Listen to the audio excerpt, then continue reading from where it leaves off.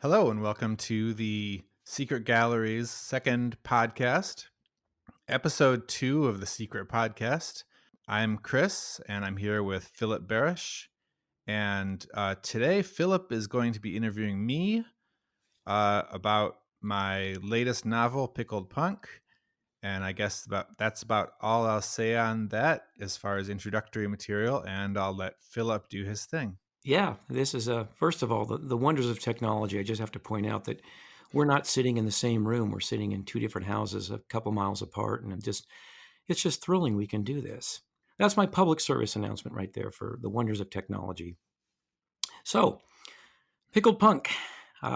Just finished the book a couple of days ago, and I'm really excited about talking about it because there's a lot of stuff embedded in this book that I've been anxious to kind of query Chris on.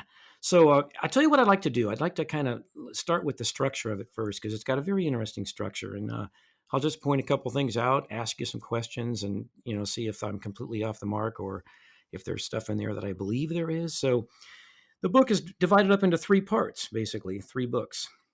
Part one, Get Throwing Right. Part two, Feather Knots. And part three, Adventure On.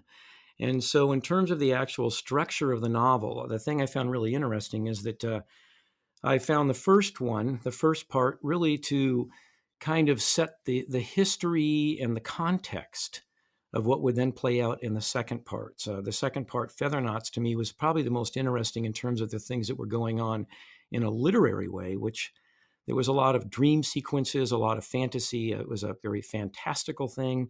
And then part three, Adventure On, which became very linear. So the first thing I wanted to ask you about that, Chris, is if that was your intent, because as a reader and unfamiliar with any of the writing you'd ever done, I really responded to the actual structure in terms of taking us through from history to dream sequence to very linear adventure. So talk about that.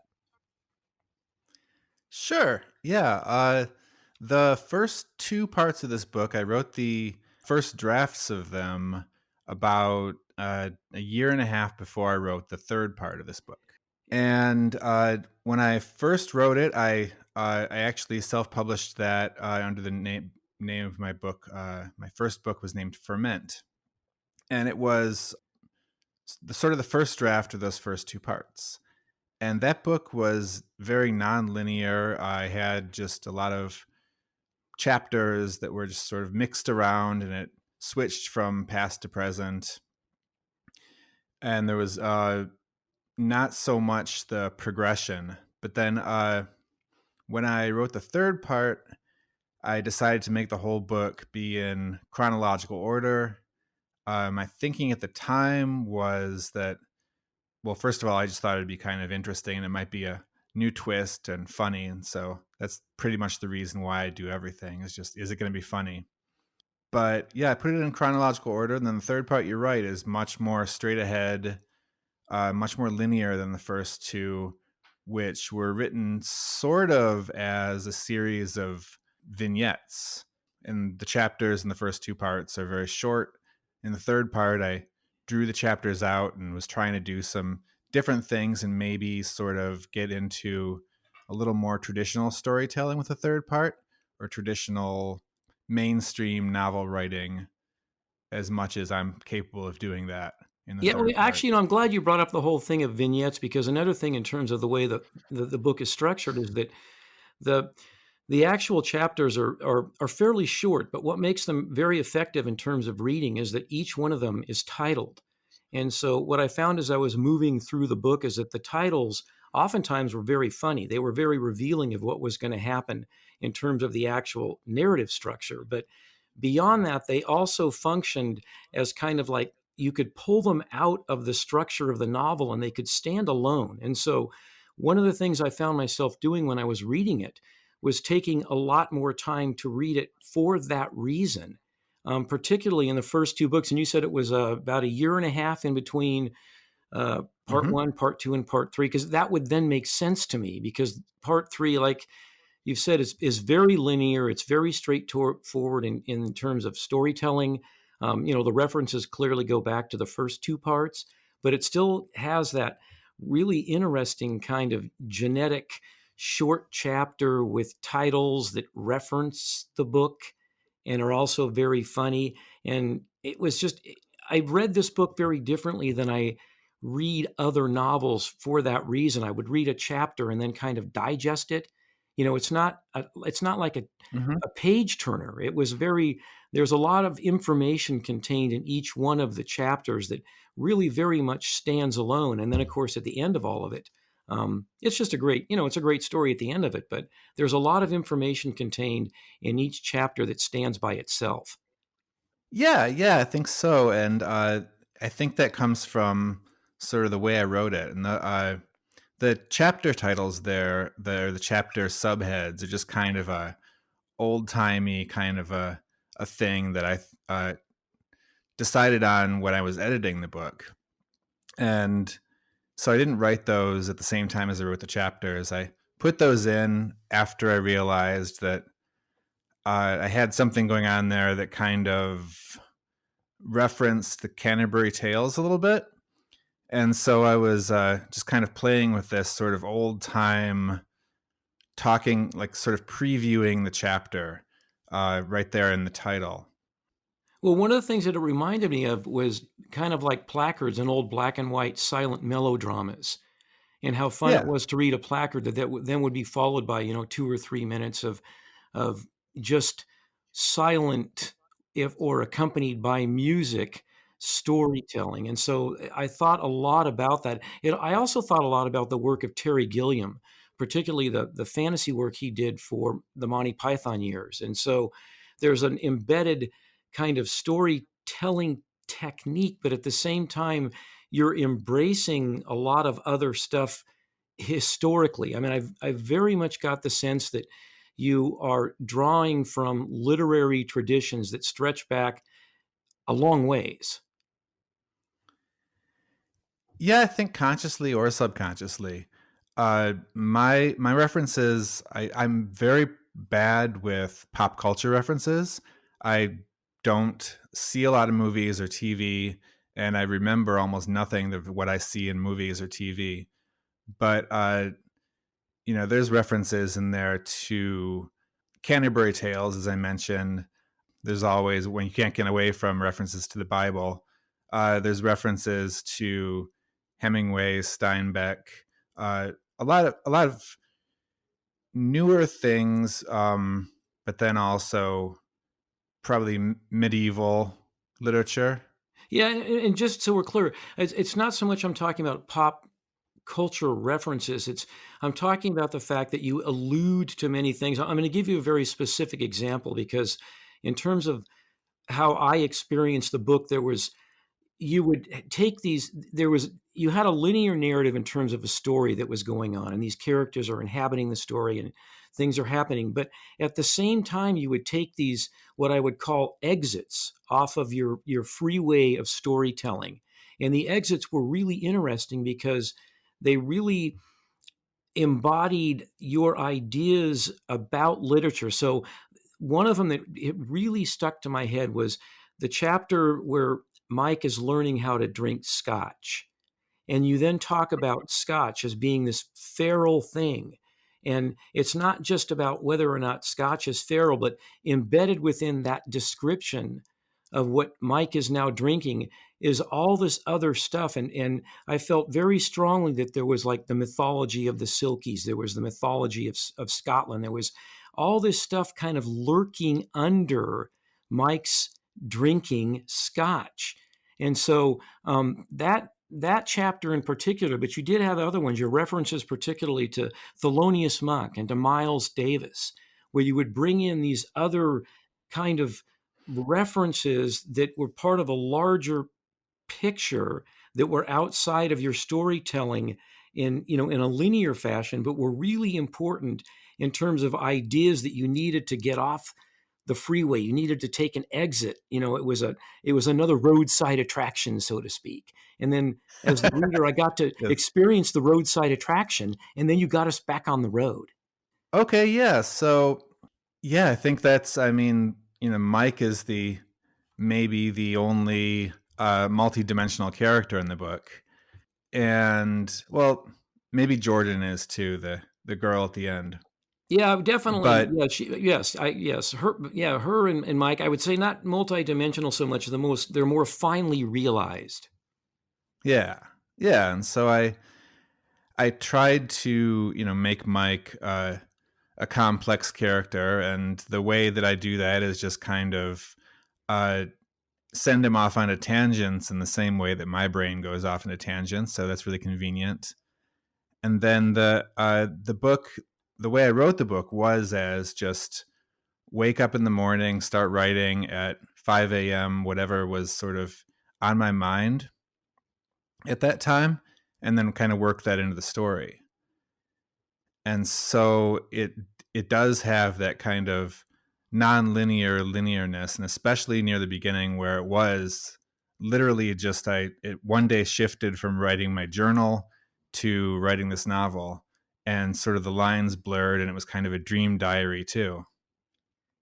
Yeah, well, and also in terms of, um, you establish this very elaborate history, which is basically, let's just say that it's book one. I mean, really is the history of what it is we now are going to experience, and we have, obviously Mike and the circus are popping in and out of this, but you spend an enormous amount of time and energy, kind of characterizing this history of clowns and where they came from, and this really convoluted. Um, Kind of administrative bureaucratic thing that comes out of it. And so by the time I got into book 2, I was feeling very much that there was a subtext of religion, of dogma, of things that became immovable because you were moving from your history of clowns as an organization that had a very kind of organic growth to something that became much more rigid and dogmatic and established in its traditions and its way of handling things. And so Mhm. I couldn't get past there was somewhere in there some if not too literal but more alluded to the religious component of kind of this fundamentalism that was brought about as the tradition of the clowns moved into contemporary life. And even the idea of the tent, even, I was thinking about when you have these fundamentalists, these Baptists that are, Brother Love's traveling salvation show moving across the landscape, bringing their religion. In this case, it was the religion of humor. It was the religion of the big top. But at the same time, you made a very clear history that brought it to that point. And so as I moved through the book, I couldn't help but think there's this exploration of what does it mean when things become institutions and those institutions become dogmatic and the dogma is so embedded in them that there's no way for them to move forward in terms of being progressive, of changing, of transforming. And of course that's what happens with Mike is he wants to transform it, but he comes up against this hugely just entrenched way of thinking. Right, right. Yeah, and that's kind of what I was thinking about at the time, was just this idea of history and uh, trying to do something new, and how much back pressure there is, and why is that. And so I invented from scratch this whole sort of a religion, but sort of a invented way that the circus became the circus, and sort of imagined what it must have been like for it to go from being just some scrappy guys doing some entertainment to maybe at some point somebody wrote down something that became sort of the Bible of circusing, and then how that sort of inflexibility led to the demise, but then also at the same time protected the circus from total demise until Mike comes along, and well, then you'll just have to read the book to find out what happens. Yeah. Well, and it really is very much it really is a dissection of fundamentalism because the thing about Mike is I was rooting for him the entire time because what he represented was the future of an institution that needed to be changes. But because you had so elaborately created this back history that then became dogma, um, the changes weren't really going to happen, and ultimately it's destructive to everybody. It's destructive to the institution, and of course it sends Mike on, uh, basically running for his life because he's trying to change things.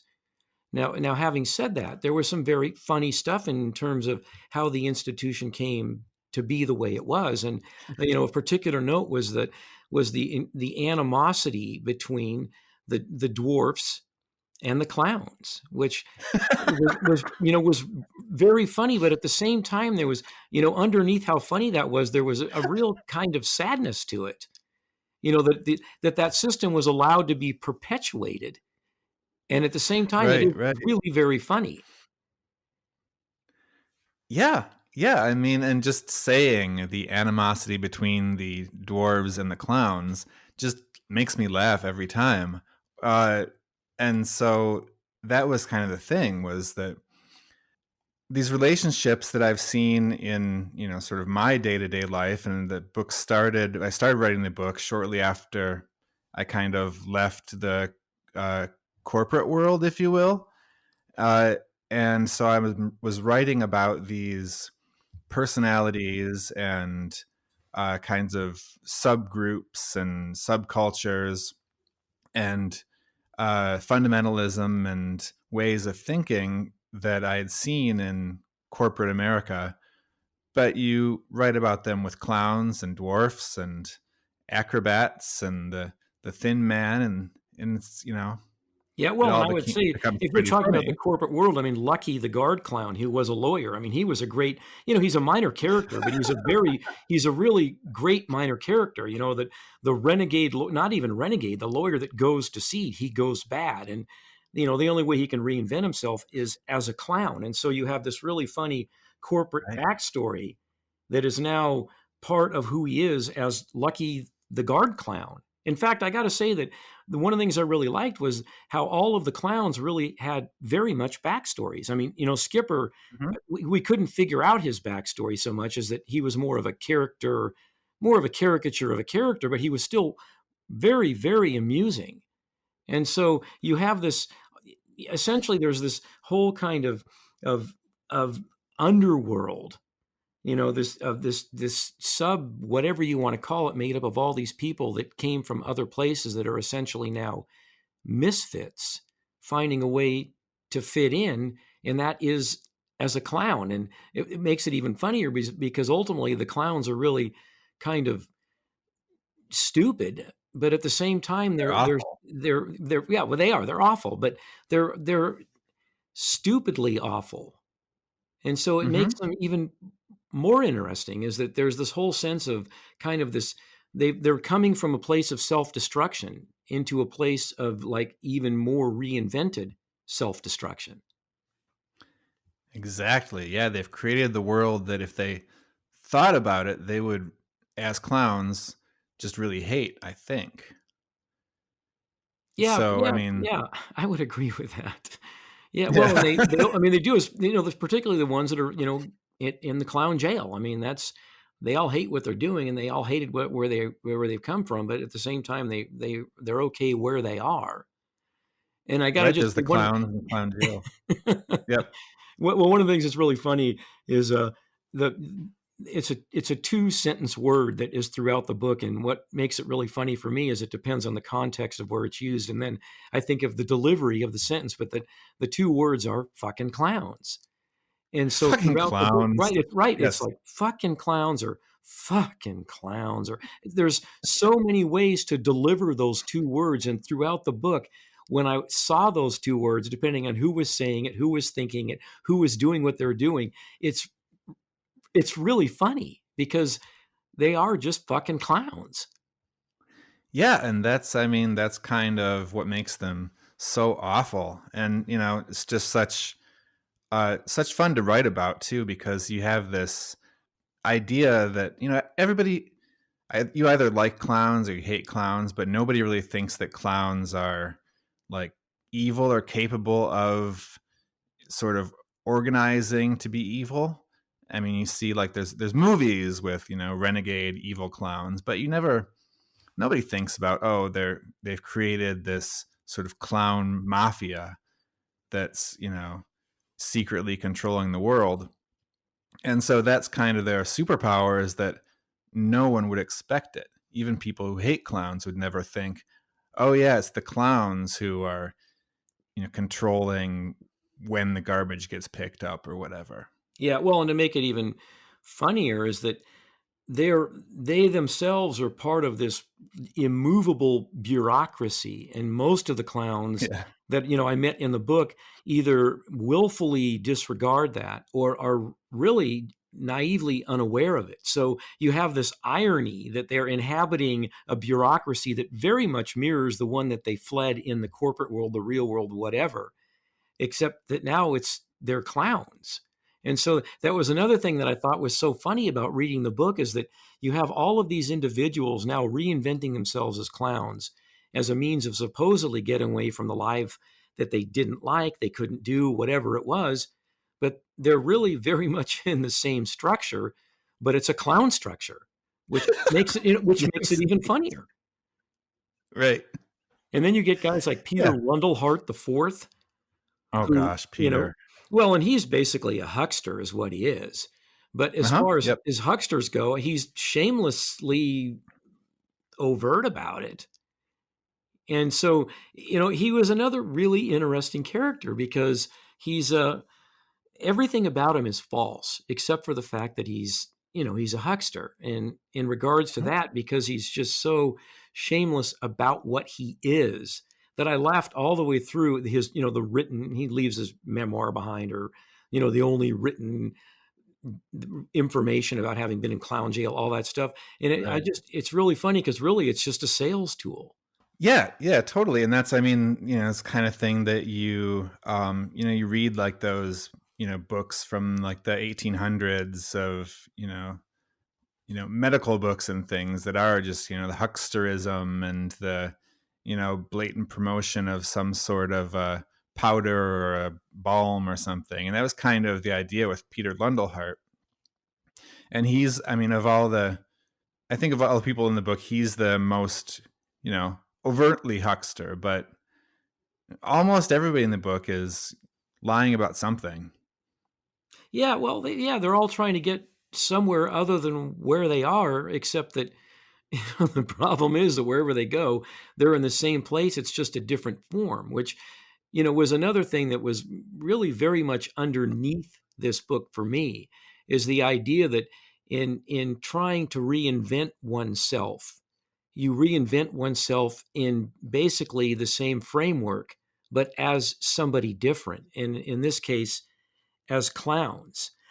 Victor Right. Carandash, the Russian clown, was another one that I really thoroughly enjoyed. He was and I don't. I guess I could have looked this up, where his name was Russian for pencil. I mean, is that true? Did you make that Yeah. up? It is. That actually is true, which Oh, it was is. Okay. uh like amazing coincidence. But yeah, Karen Dash is Russian for pencil. Oh, it is And I true. didn't Okay. even know that. Yeah. Yep. Oh, that makes it even better. So his son, Andy Pencils, who was essentially Yep. a mentor to Mike, is it. Well, I mean, just the fact that I found out that actually is literal, it makes it even better. But where I was going with the whole thing is the fact that here you have, the Russian side of the history, as as embedded in Victor, who's then the father of Andy, who is a mentor to Mike. So you have all these elements and all these levels of what essentially is just kind of like the same thing that keeps like regurgitating and reinventing itself over and over and over. And so I just really think it's so funny how you structured it in terms of just it all becomes the same thing, but it just changes in terms of the context of the time. And so you have Mike who's Yep. attempting to change all of it, and he can't because it's immovable. Yeah, I guess so. And I mean, I think I guess the costumes change, but the people don't, is kind of the lesson here.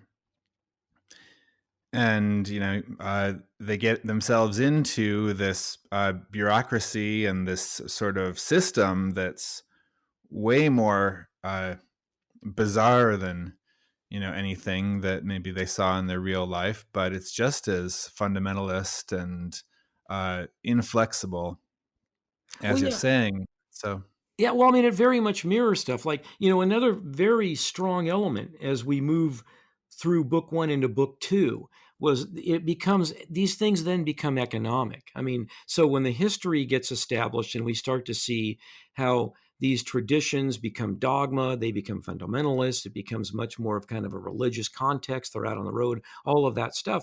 It then becomes an economic factor. And so I found it really interesting that the economy of how each of these positions is described is then right. fundamental in terms of what these people can do within that framework. So things like, the lion trainers make whatever it was, 1.6 more than the clowns who make, 2.3 more than the midgets who make, on and on and on. And that all of this Yep. stuff is kind of like embedded in stone as if Moses handed it down, and there's literally no flexibility within the economics of the framework, but it's also understood that most of these people outside of that framework aren't going to find work anyway. Right. And I mean, their whole system of paying, different performers at the bottom, the very, the turtle down at the bottom of the whole pile was that at some point they had a drinking contest between the lion tamer and the clown to figure out, how many more times as much liquor the lion tamer could drink, than the clown. And they based the pay for the entire circus, like going forward for hundreds of years from that day, on that drinking contest. And so it's totally arbitrary, but then that becomes this crazy inflexible system. Yeah, which is mirrored by the system we inhabit. I mean, when you look at guidelines for human resource departments for corporations where they say, well, this Yep. job pays this amount, period. This is what, and so here you have essentially two structures mirroring each other. In the case of your structure, at least you've given it a really good historical backstory that's really funny and interesting. But the structure that it actually mirrors in terms of the world we inhabit is one that, a custodian makes this amount, a waitress makes this amount, the head of the CEO makes this amount. So you have Yep. really these two mirror images, and yours is just a lot funnier because it's a lot funnier. Thank you. But at the Right. same time, Right. it made me aware of the fact that there are comments being made in Pickled Punk about how the outside world actually operates, which is pretty much the same way as the Pickled Punk world, pretty much. No, yeah, pretty much exactly. Yeah. And it has is no how valuable this particular person is to, society or anything really has no bearing on any of those decisions being made up in HR. Yeah, they're right. They absolutely have nothing to do with anything. And so, in terms of what Mike was trying to do, and like I said, man, I was rooting for him, particularly when he really wanted to, to honor those that needed to be honored and to call those that needed to be called out. I mean, he was really very progressive in his thinking. The thing is, he was taking on an institution that is just it's dogmatic in its structure.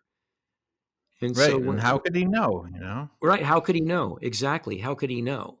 So, once that imploded on him, it was like, "Ah, yikes." But that then leads, because we gotta talk about it, one of the great femme fatales, Rita. Yeah, she was a Right. truly great character. I mean, she's worthy, Chris, of her own book. I mean, she was a very potent character, and, I mean, she was only in there for, I don't know what, 10, 12 chapters, whatever it was, but boy, Uh-huh. she dominated. She absolutely dominated the book when she had the stage. Yeah, Rita's a fun lady. What do you want to know about Rita?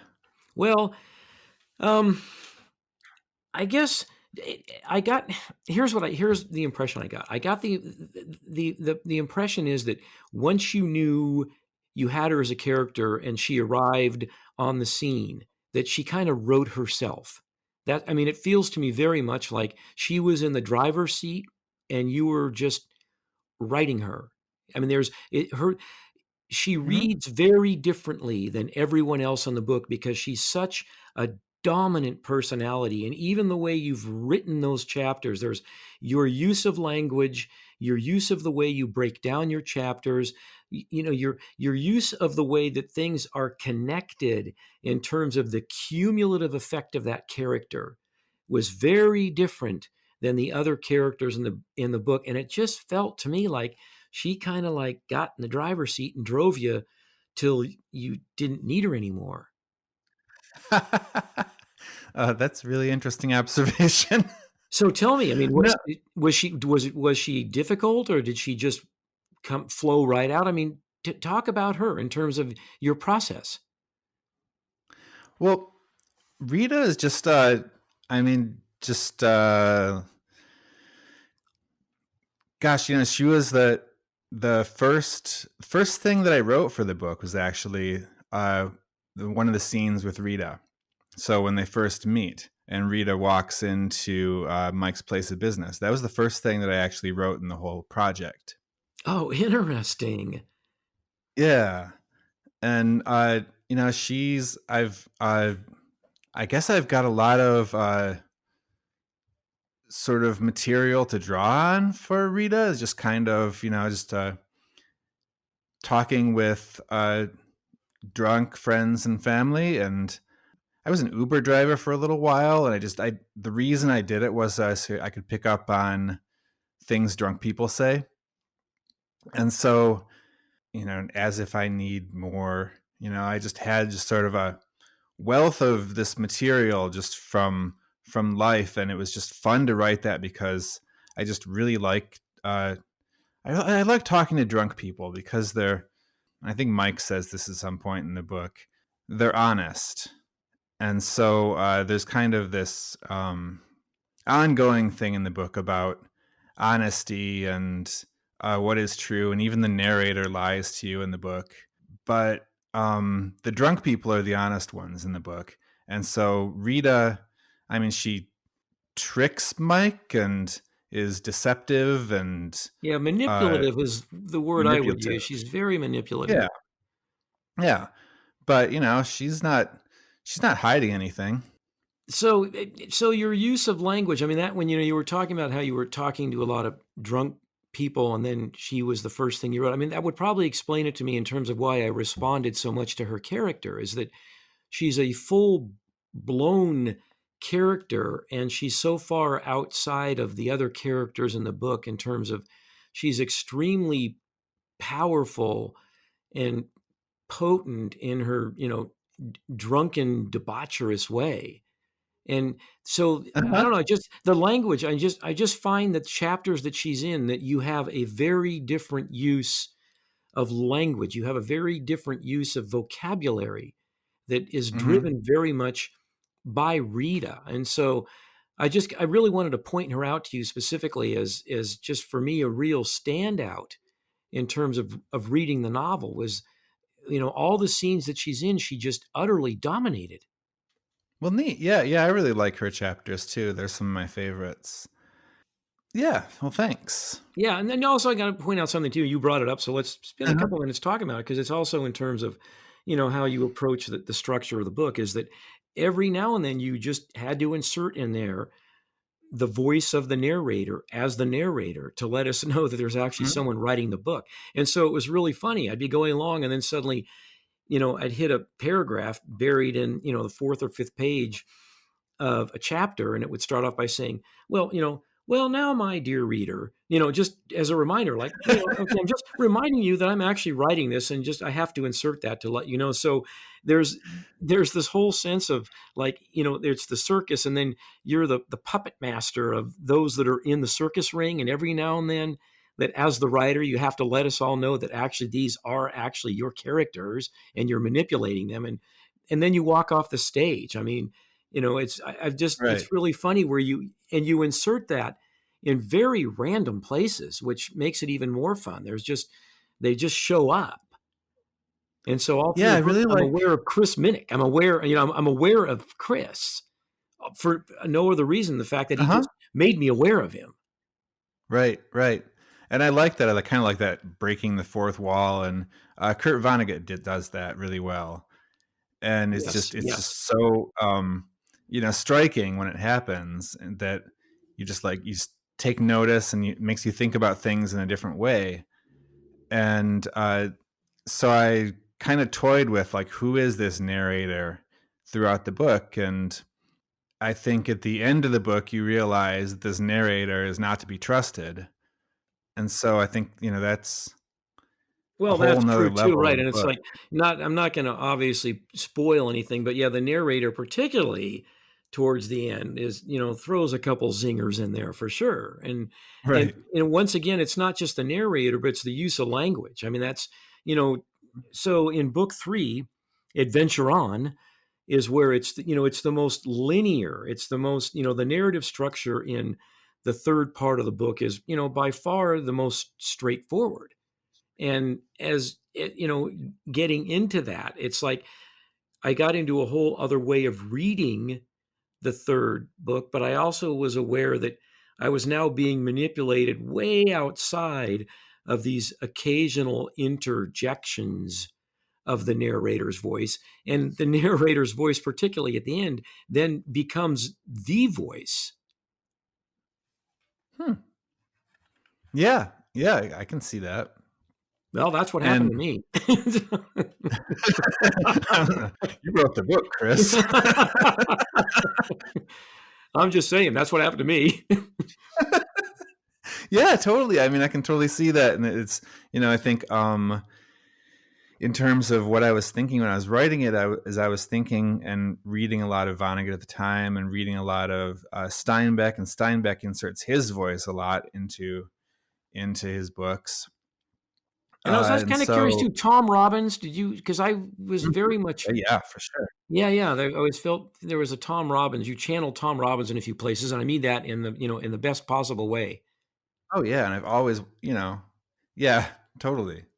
Not Tony Robbins. No. No. No, but I always wanted to be able to write, like fun, like Tom Robbins, and uh, so yeah, I was definitely sort of had that in mind. Like, can I write stuff that's fun to read? Yeah, well, and there you've got some pretty funny puns in there and stuff like, in the clown history thing, it was the back in France and it was it was Claude Bowling or whatever, is it Claude Bolé, the Boom, right, right, right. Well, and the fact that it's M, which was probably Monsieur, but what Monsieur matter Claude. yeah, Yes. what right, what matters is it's MC. And so he is an MC, so Uh, you have a really great running pun that just when one takes the time to really look at that and realize, well, he then becomes the voice of the bureaucratic dogma of the clown thing, and the fact that it's M and that his first name starts with a C and he is the MC. I'm just saying that you have a uh-huh. lot of you have a Yeah. lot of really funny jokes throughout. Like another really funny joke I thought was feather knots. So book 2, which is titled Mhm. Feather Knots, and the whole idea that the birds that want to be astronauts. Well, why do they want to do that? They can fly anyway. And then, you have all of those dream sequences that are really kind of ridiculous and fun. But underneath of that is the idea that you have these birds that want to be astronauts because it's the title of the 2nd book. It's like, why are they doing that? I mean, why do they care? And so I'm just saying it was really fun to come across all these puns and jokes and realize Right. they just make it more kind of rich in its ridiculousness. And I really appreciated that. No, I'm glad. Yeah, so, Yeah. Mhm. the title, the title of the book. To what Pickled Punk. Yeah. Well, a pickled punk in the old circus lingo is the name for a fake fetus in a jar with, some sort of yellow liquor or yellow liquid. They call that a pickled punk. So it's Okay. like, but pickled also is like another way to say drunk, and punk is also implies fakeness, but also there's the circus punk kind of thing. And Mhm. so the main character, Mike, and various other characters throughout the book are drunks and to greater or lesser extents fakes. And so there are multiple pickled punks in the book, but the title refers particularly to Mike, who is the circus punk who is also a bit pickled. Yeah, yeah, well, and punk was the operative word for me because there's, many ways to take that. I mean, growing up, there was Mhm. like there was always kids in school that were punks, and they were the smart asses, the Right. smart Alex, the guys that you wanted to just, beat up because they were just jerks. But then there were Mhm. punks like, big tall grasses that we played in. They had punks. They were the great big plumes. And Uh-huh. so, I Yeah. was just thinking in terms of punk, just there was a lot of ways to view that. And I just found it to be Mhm. really interesting choice for the title, having not known that the literalness of the language. Yeah, yeah, and it's not a reference to punk rock, although, Mike, I think, makes some references to punk rock, and certainly his, book collection is kind of punk, but his tastes in music tend more towards bebop. Mhm. Um, but yeah, I'd say, it's mostly about the fakeness and the booze. Yeah, well, and right, alcohol is rampant through the book and in all of its glorious debauchery. It's Mhm. it's just Yeah. excellent. Yeah, it's one of my favorite topics to write about. Yeah, yeah, well, yeah, it's and you're good at it for sure. So, are you thinking in terms of any kind of sequel at all? I mean, you've got some very strong characters that would be worthy of, if not running into each other again, would actually be worthy of a book of their own. And I don't know if you think in those terms as a writer. I've thought about that. Yeah, I mean, I kind of would like to write a book about M. Claude de Boom, Yeah. Oh, well, and he's so good.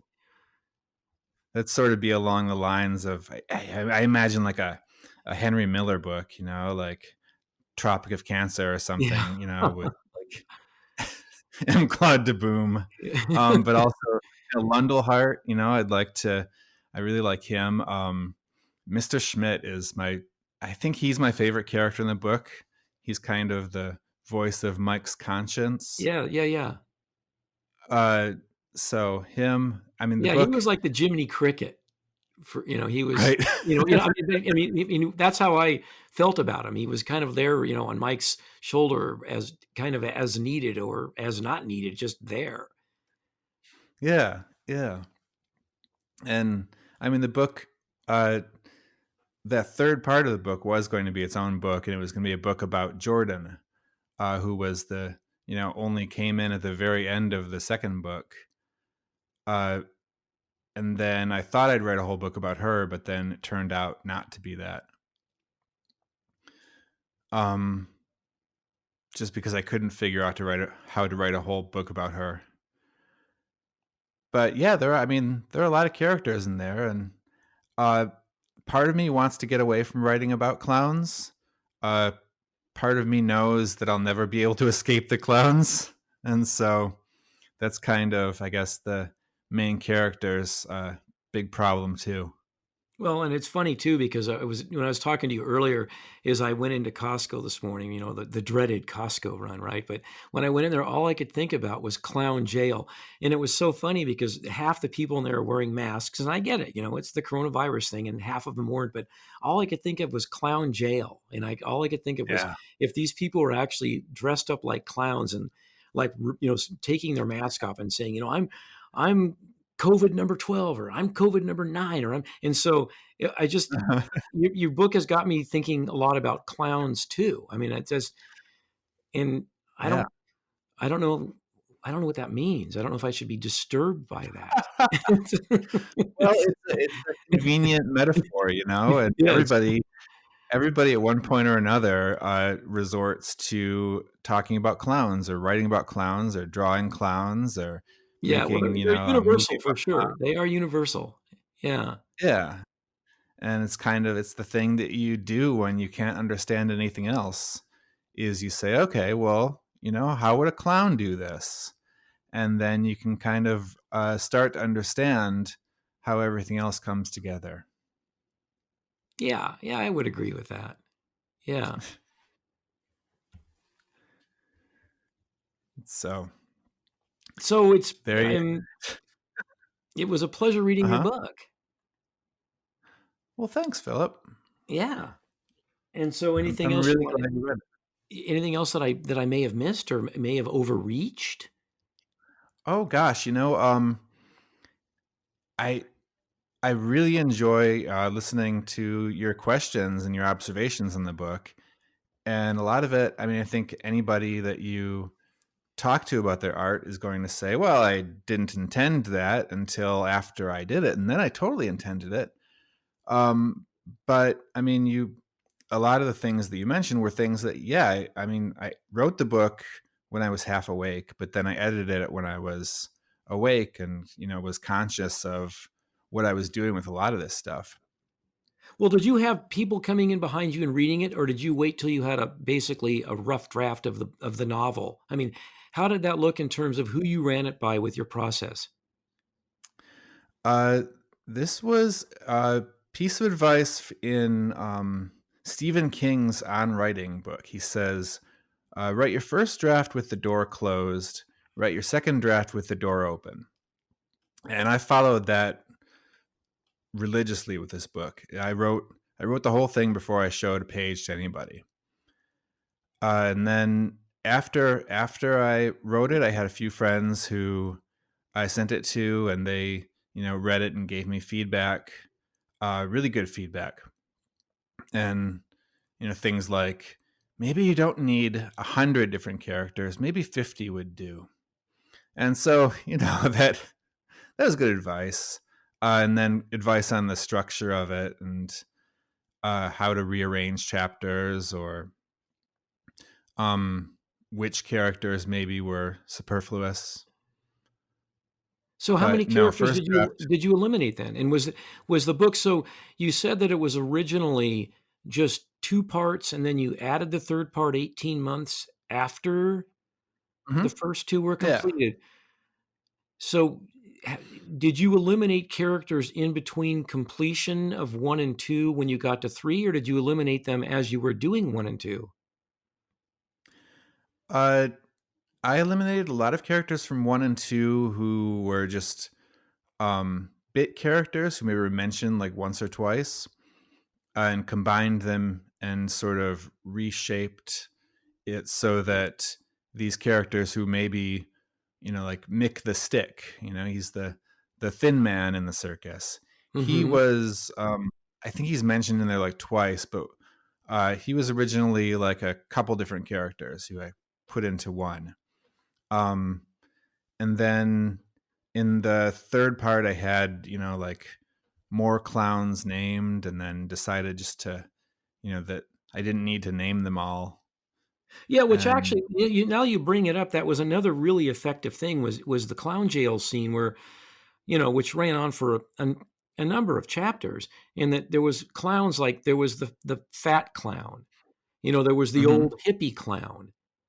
There yeah, was, one of the jailer clowns. There were clowns that were just it was just enough that they were clowns and that their personalities were defined by your physical description because they didn't have lines. They didn't have speaking parts. right, And so it yeah, added an enormous amount of texture to that really I mean, the clown jail, all of that is really truly horrific. I mean, it's funny in a horrific way or horrific in a funny way, however you want to look at it. But right, one of the right, things about the texture of all of that was to have these kind of like faces, these personalities that didn't have speaking parts.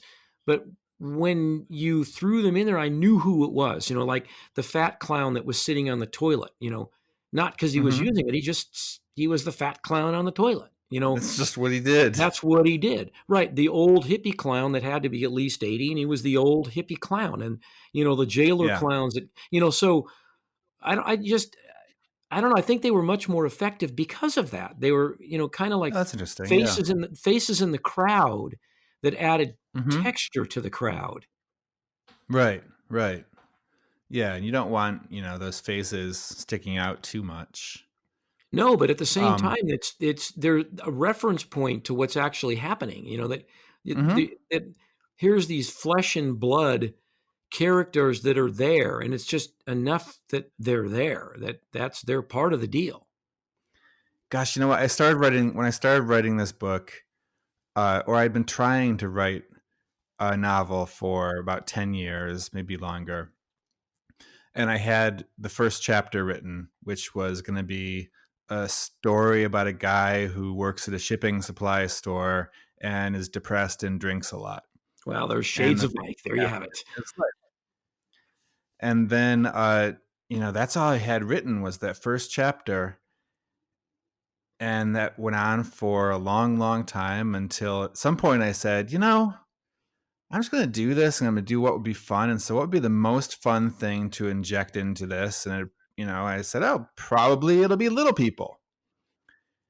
And so then I just started writing that. And I think in terms of total writing time for this novel, it was probably 3 months of actual writing and then a couple of years of editing. Mhm. And how so the editing was, that's generally the more difficult thing is my understanding, is when you actually have to take this thing and get it into a malleable form. How was the editing Mhm. for you? Uh, Editing is really hard. I uh, don't have much of an attention span. And so I can write in small, chunks and then kind of forget what I was writing. And I had characters whose names changed like a couple times in the book. And I think I left in one of them where the name of a person changes. And it's just because I forgot what that person's name was, like the next day when I started writing about them. And so I just, later on say, oh, and by the way, this person changed their name to that and is now going by this. And so when I started editing, I had to sort of try to reconcile as much of this as I could. And I made a chronology of the book and I figured out that some of the characters by the end of the book must have been like 120 years old. But I kind of just, explained that in the way in the book and said, you know, had Mike say something like, wow, you must be really old by now. Yeah. Well, there was And a couple in there too where you said they was like a 90-year-old dwarf, and yeah, then you go on the next sentences and like, that's unheard of. It's like, yeah. there's no such thing. But here he is. The actual chronology of the book. Right, right. Uh, yeah, Philip, thank you for interviewing me for the Secret Gallery podcast. And uh, do you want to be a regular guest on the Gallery or a host? Do you want to be a co-host on the I Secret Gallery absolutely, yeah, podcast? co-host. Yeah, that would be of enormous interest to me. Yes, the answer is yes. All right. So, yeah, I'm Chris Minnick, and I'm here with Philip Barasch, and we are bringing you the Secret Gallery podcast, not live from the Secret Gallery, and we'll be posting one of these approximately every week. Talk to you All soon. right. Okay, bye.